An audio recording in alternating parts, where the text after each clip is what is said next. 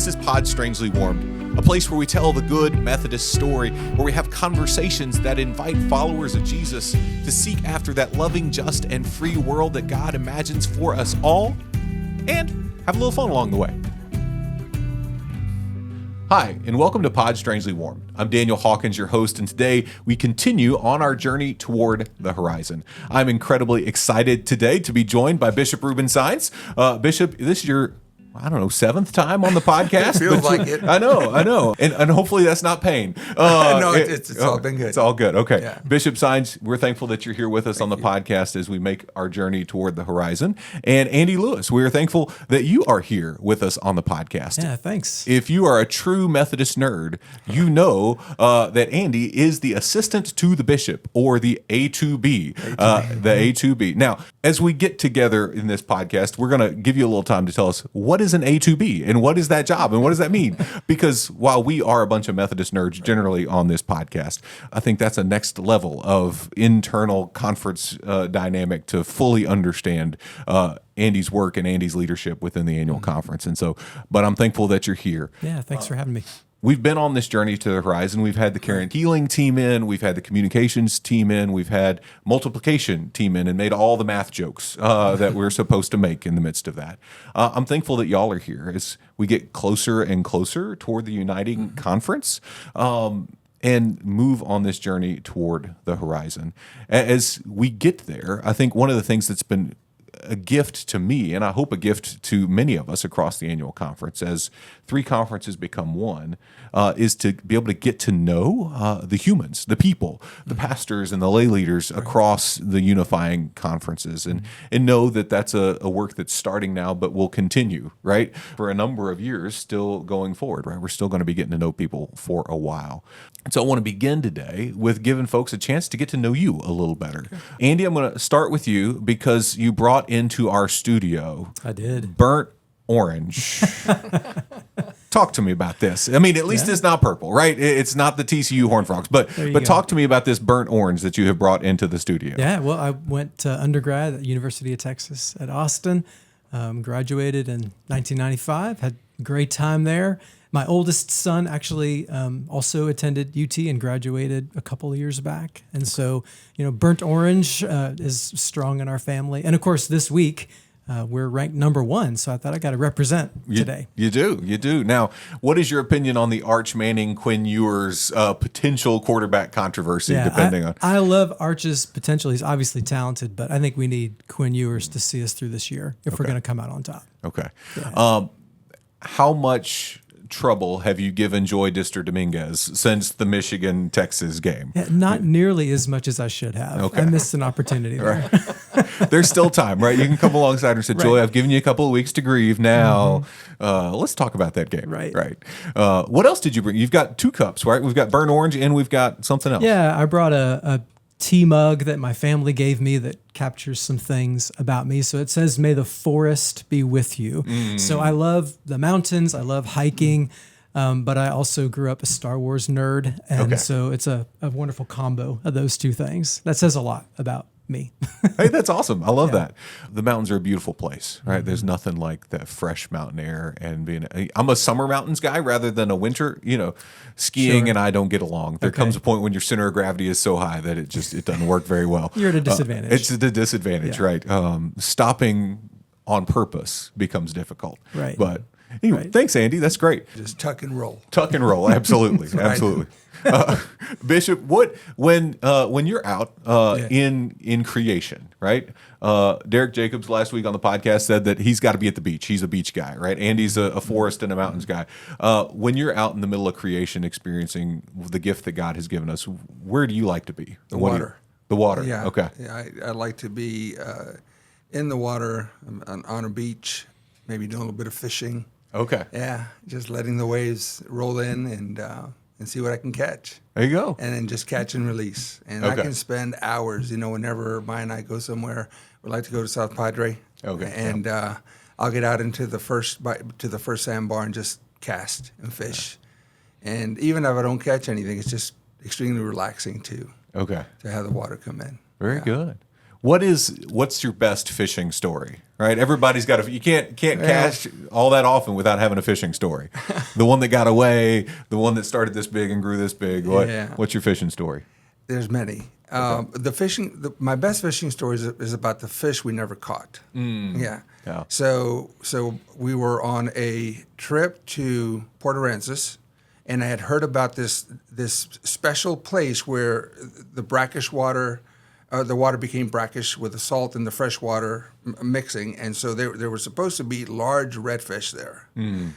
But it was underneath a bridge, so I drove my 4Runner with my 2 boys down there to fish at night. We had a lantern, and we got stuck in the mud. Oh no! And so the question was, who's going to push the vehicle while the other drives out? And so my boys got out, and the place was infested with mosquitoes. So they said, I'm not going out there to push the van. And and I'm thinking, like, I better get this van cleaned up and take it back before Maya gets upset at me for having all that mud underneath. So I had to get out and fight off the mosquitoes and then push the van off of the mud and get it up, help it get some traction to get out. And so we didn't catch any fish, but my boys remember that as the best fishing trip ever. Okay, hey, that's good. Oh man, it works that way often, doesn't it? It does. The story we caught a snake one time fishing with my dad, and that's just one of those stories that's like, this is not what we intended to do, but story remains and remains. It's an adventure. It is. It is. Right. One of the things I love about both the coast and in the mountains, especially the journey toward the mountains, if you're going out to Colorado or going out to New Mexico, is the beautiful horizons that you get to see as you're driving there. We are in this newly forming season in which we have named the conference, not the Dallas Cowboys Conference, which we thought we might, and Jerry just wouldn't give us the consideration. I know, Jerry just wouldn't release the trademark. I don't understand why. But we have named this the Horizon Texas Conference. What does that name mean to you as you think about the future that God has for the people called Methodist in this part of Texas? Well, when I get out and go fishing on the shore, I like to get out in the morning. And of course, the coast faces the east, and so I like to see the sun come up in the horizon. Yeah. And so that's symbolic, right? Because we're always moving towards a horizon as people of faith. Jesus talks about the reign of God that is here and that is yet to come. So the horizon is symbolic of the horizon that we see throughout our geographical boundaries, but it's also the horizon, an eschatological horizon that God is calling us to that loving, just, and free world that God imagines for all people. And we get to play a small part in that, right? Yeah. And through our ministry and through our work. And so it keeps us moving towards that promise of God, of a world where there is no more pain, no more crying, no more dying, right? And God will be in their midst. And so sometimes it's hard to believe that in the midst of our current situation and circumstance, but it's always something that is internal. It's a part of our faith. We proclaim it through our liturgies, through our communion, at our funerals, and everywhere that we go, right? So it helps us lift above the immediate circumstance and have hope. Yeah. Even when circumstances don't agree. I love, for a couple of years now, we've been working with that language of helping usher in the loving, just, and free world that God imagines for all people. And now the name and the visual correspond with that, invite us. And it's an acknowledgement that this is the world God is bringing into existence. It may not be fully here now, but it's coming. Exactly. Right? And we get to be a part of that. That's our hope. Amen. Amen. It's Revelation 21, right? And in a little microcosm there. Andy, when you think of the Horizon Texas Conference and all the work that has come to bring us to this point, what does the name symbolize for you? Yeah, well, I was thinking about my tea mug that I brought in and just how much I enjoy hiking in the mountains. And one of the things I love about it is the way it gives me an opportunity to have a mini adventure. I mean, to explore and to see things that I hadn't seen before, and to move forward, not knowing what's around the corner. And to me, the horizon is evocative of that kind of experience, where it stretches out in front of us. It invites us to explore and to adventure, and it sort of compels us forward, even though we don't always know what's sort of on the other side. Yeah. And really, I'm really grateful for so many people who have stepped up and have, linked arms and taken those steps forward toward the horizon, even though none of us knew exactly what was coming. Sure. And didn't know exactly how we would get there. And yet, so many people have put in time and prayers and their gifts to help us arrive to the place we are now on the cusp, right, of the Unifying Conference in Abilene. It is remarkable. And we joked earlier that nobody knows exactly what your job is as the A2B, but from the outside looking in, it's the organizing and the equipping and the empowering of so many of those people who've helped us take these steps. Can you spend just a second? And I don't want to ask you to name every team because I've done this before, and there's moments where you name 17 out of the 20 teams and the 3 teams you miss out on, get left out. But can you give folks a sense of the scope of work that has gone to take us from an idea at jurisdictional conference in 2022, right, to today as we find ourselves in mid-September preparing for the Uniting Conference at the end of September? Right. Yeah, so many. So to hit the highlights, though, it reaches back to spring of 2023 when John Wimberly, a consultant, and then Caitlin Congdon with GCFA led us in an assessment phase where we explored the potentiality for unification and also looked for those points of resonance and where we had a lot of shared culture, even though we didn't know it at the time. Yeah. Of course, moving into the fall, we had sort of unification project managers who led a wide range of people in receiving that assessment report and then helping us discern what the right next steps would be. So there was a layperson from each of the 3 legacy conferences, Tim Griffey and Lisa Gafford, and then Randy Stutz. And they, served as volunteers and led so faithfully and well to guide us through the end of 2023. And then there was kind of a handoff of the baton, and we put together a unification implementation team. So the team that would turn, a vision and a very high-level plan into something actionable and would help to realize it. And by now, hopefully most folks have heard names like Kenneth Wolverton and Kim Simpson and Richard Edwards. Yeah. Those 3 co-chaired our implementation team, and they've been working all year long without pause. Yeah. And in the spring, there were literally 14 different sub-teams led and chaired by clergy and laity from all 3 legacy conferences, working on everything from the name to plans for pensions and health benefits, and everything in between. And then, frankly, while a lot of folks were on vacation this summer, there were 20 different teams that either continued or were formed and worked all summer long to get us ready for Abilene. Yeah. And so it's, I think literally hundreds of clergy and laity from the 3 legacy conferences have pitched in and helped to shape, what's going to come before us in a couple weeks. It's pretty amazing to think about.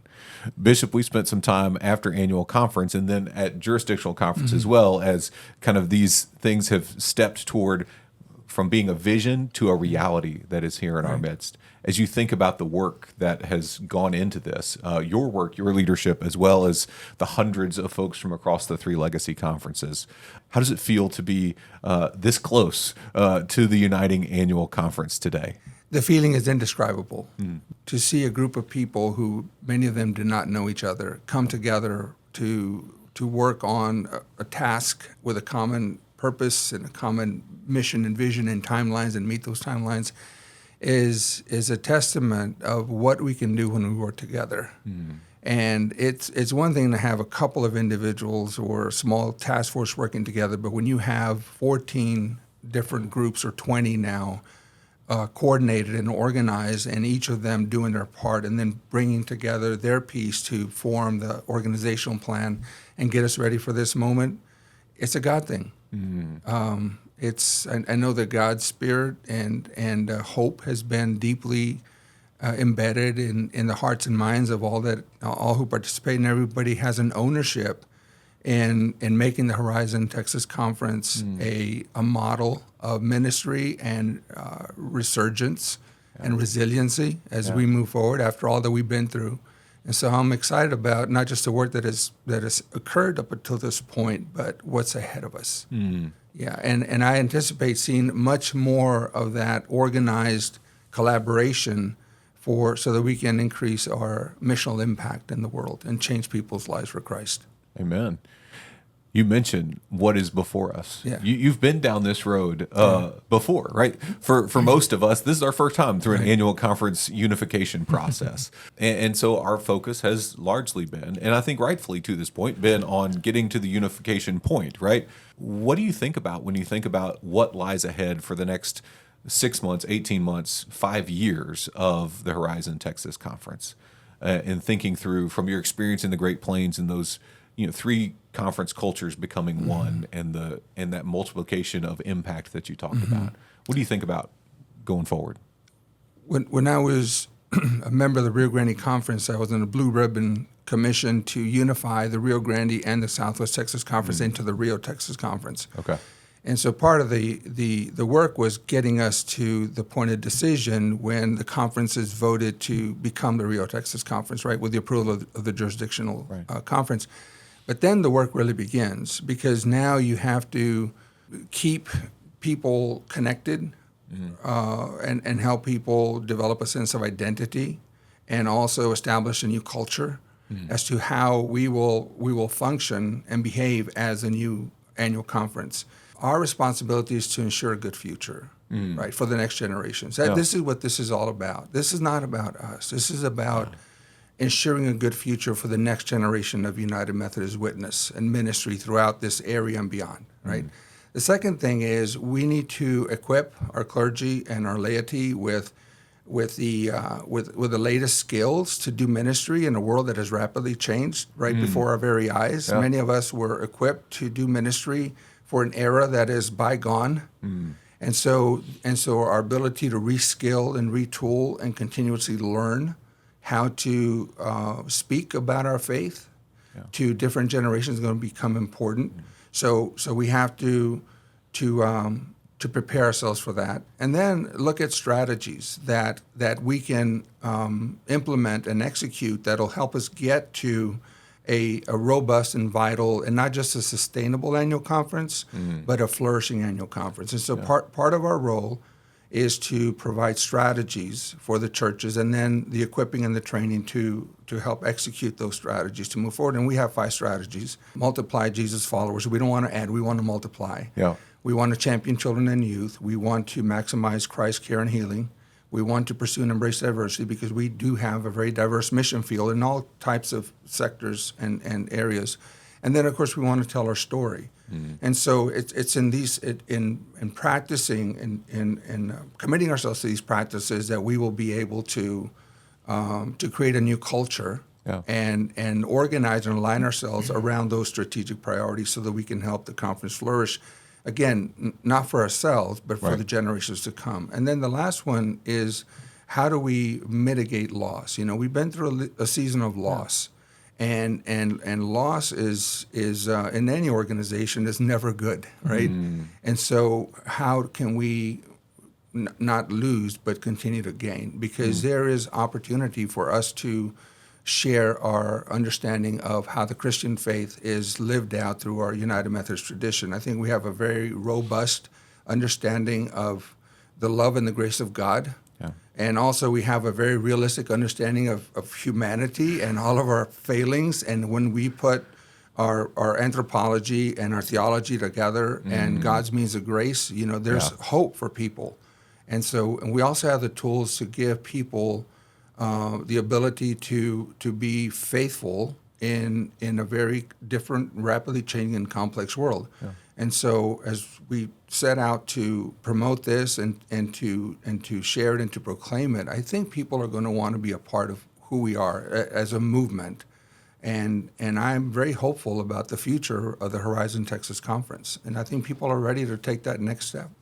I think they are, and it's been fun and beautiful to see the the coalition building around those 5 priorities, around that vision of the loving, just, and free world that God imagines for all people, and the ways in which we are becoming one. Right? It's a journey. It'll take it'll take us a number of years to get there. But that culture and that connection are beginning to form. As someone who's just a Methodist pastor who likes to scroll social media periodically, it's been really fun to see the formed conference staff doing the work of connection and culture over the last couple of months, right? Andy, I've seen you at any number of churches over the time. We've seen our multiplying community at any number of churches across the full geography of the annual conference. Andy, talk to us a little bit about the intentionality behind that and what you are seeing and celebrating as you get to know more and more people across the newly forming conference. Right. For this fall, really for the next year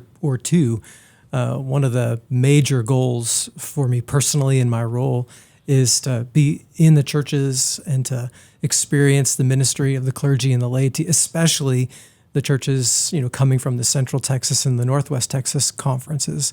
I feel like it's really important for me to have a deeper understanding of those churches and those ministry contexts and the people, to build some relationships, and for everybody, in the Horizon Texas Conference to feel seen and to feel valued in this new connection. I think we are in an important season of reestablishing and strengthening our connection with each other, and really lifting up the value that brings. So every month it's a part of my rhythm now to be in 2 or 3 or 4 different churches. And I was in Killeen. I went to Grace in Copperas Cove, and first Killeen, and was in Hearst last Sunday. Graham and Olney, I think the Sunday before that, and it's been really fun. And everyone's been so welcoming and receptive, first of all, and I think appreciative of the visits. But it's been great to see all the unique ministry that's happening in all of those places. I heard stories and learned about, in Killeen, the ways that those churches are intentionally developing ministry to connect with the military community there. I learned about in Olney, this wonderful ministry called House of Mercy that I'd never heard of before, and the way the church is invested in that and supportive of that. And being at Hearst last week and just seeing the joy and the energy in that place, it's been really exciting to me, because we've said all along in this unification that, each legacy conference is going to bring something to the table, lots of things to the table. And for me to be on the ground and experience some of what Central Texas and like Northwest Texas churches are bringing to the table, it's been fun to see that. It's amazing and from this perspective, as we've expanded the podcast to move from the Central Texas podcast to the Horizon Texas podcast, to begin to hear the stories, as we try to tell the good story, to hear from our North Texas brothers and sisters. So as we come together, every side of every legacy conference is enriched, right, by the presence and ministry of those around us in doing meaningful and impactful things. As we make our way towards September in Abilene, I'm curious, I've asked all of the teams who've come on so far, as they've made these sort of conference-wide visits, stops at different points along the way, the very important question of what has been the best bite that you've had in all of your journeys, the best restaurant recommendation, the best potluck thing that you were invited to, the best Texas barbecue joint that truly is out in one of our more rural communities. What is the best bite you've had in service of the formation of this Horizon Texas Conference, and give everybody a window into what that was like. I'll let you go first. I need to think about this. Sure. Immediately my mind went to a restaurant that I went to in Killeen. So part of my practice when I visit, a town and the churches there is, I attend worship in one place or maybe multiple places if the schedules can work. But then I go to lunch with the pastors and some lay leaders there, so I can spend some time, listening to what their experiences are, things they might need, what their dreams are.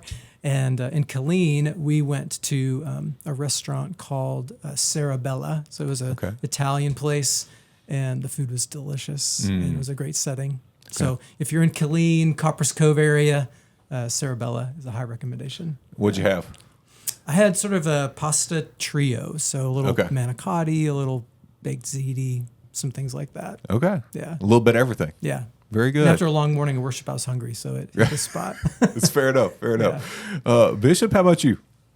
So as you asked that question, I'm really embarrassed because I don't really search out for unique eateries, right? Okay. I'll pick up something on the go and take off, right? And sometimes it's a Subway sandwich because I'm always going somewhere else.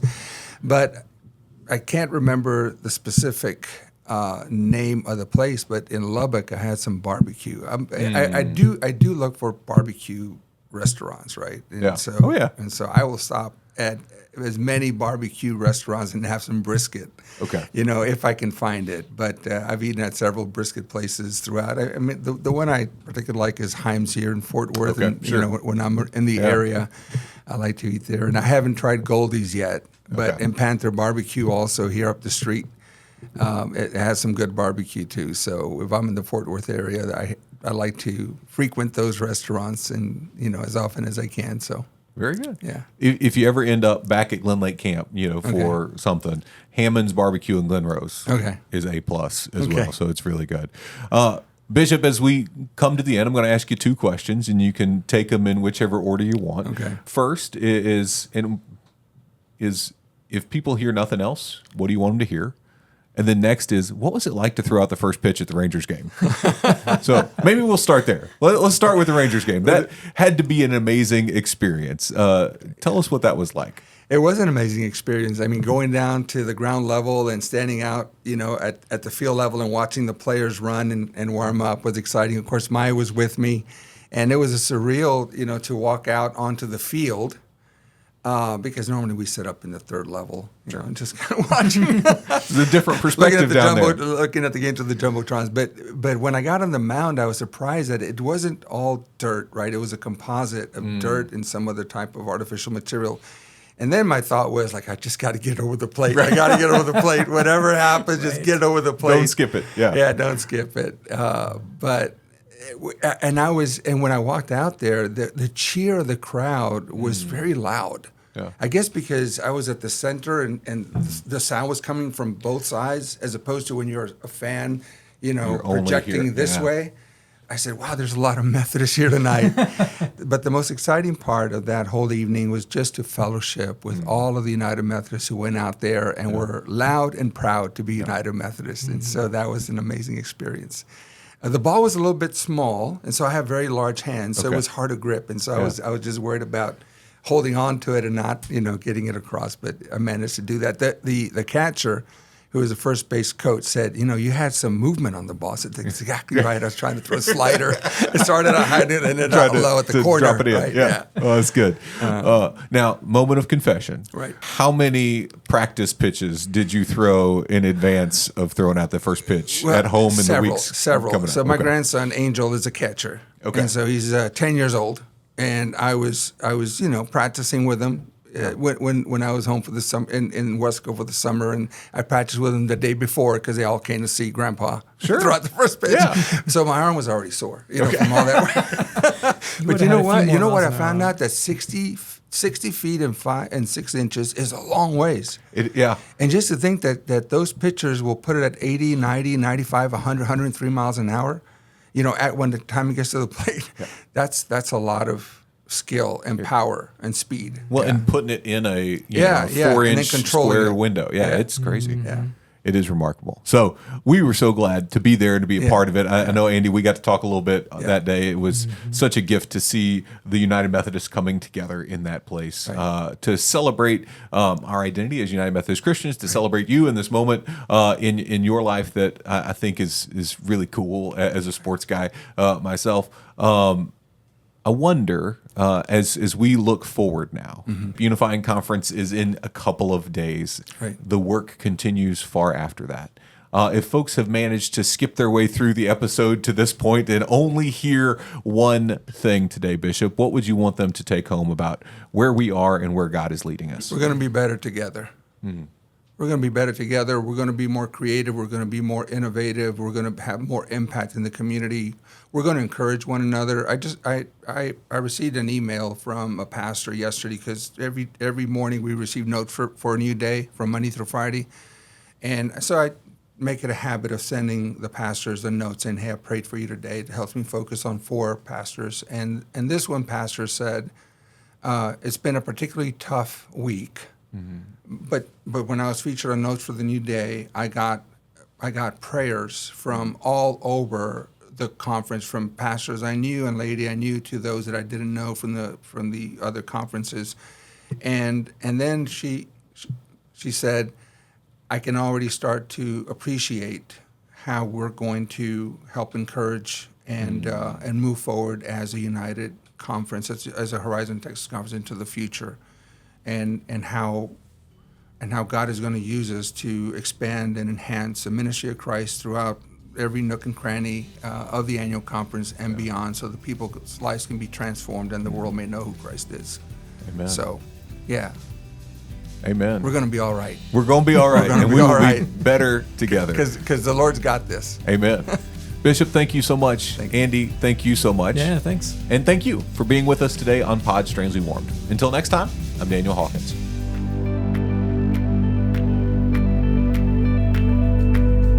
This has been Pod Strangely Warmed. If you enjoyed our conversation today, know that you can find us anywhere you find podcasts. On Spotify, Apple Podcast, YouTube, any and all the places, we are there. So if you want to continue the good United Methodist conversation that you've been a part of today, find us, like us, rate us, review us, and share with a friend, so that the good news that is happening right here in our own midst can amplify even more. I'm playing Rubén in a couple weeks in the Pastor's Fantasy Football League. Okay. And so I want to give you an insider scoop. Rubén gets all of his fantasy football info from his younger brother, Isaac, who feeds him all of the injury reports and everything else. Okay.